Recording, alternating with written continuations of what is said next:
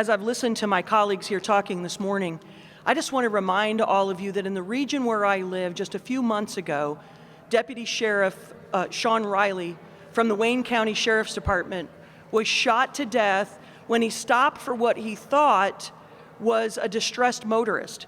He was shot, and then his body was thrown into a ditch.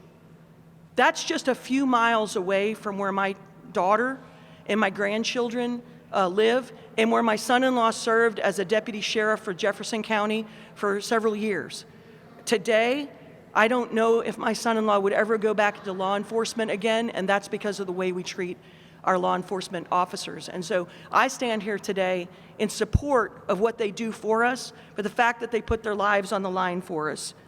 Last January, the Democrats pushed through sweeping changes to our criminal justice system. They pushed through those changes in the middle of the night without public or law enforcement input. A year later, we can safely say that their my way or the highway approach has failed. Our law enforcement officers who put their lives on the line to keep us safe were cut completely out of the process. The governor and his legislative allies sent a clear signal. The voice of law enforcement were not welcome at the table. Left out in the cold, many have chosen to move on to friendlier communities, more welcome careers, and I know many who have completely moved out of the state of Illinois. The states that they go to welcome them in and say, we have the best trained law enforcement in the country, and they're happy to get our law enforcement officials.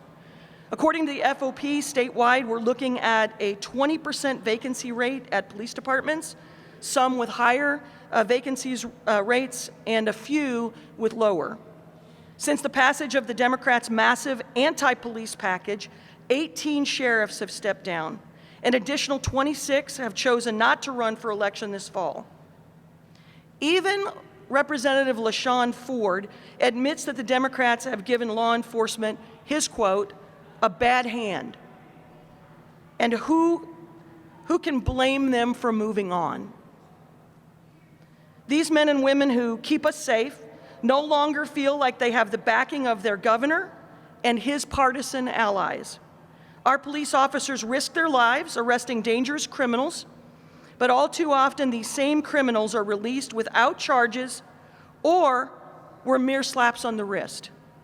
Sheriff Dart recently highlighted that approximately 100 charged murderers were recently released to home electronic detention or monitoring in Cook County. This just absolutely is not right. It's not protecting our communities. It's not protecting our children. Children like 7-year-old Jocelyn Adams from Chicago's West Side, who was shot and killed by a man out on electronic monitoring. Even Mayor Lightfoot admits that, quote, the system is fundamentally broken in a way that is making our cities unsafe, end of quote.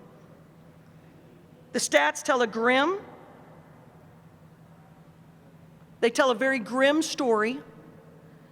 The story's one that our law enforcement community knows only too well.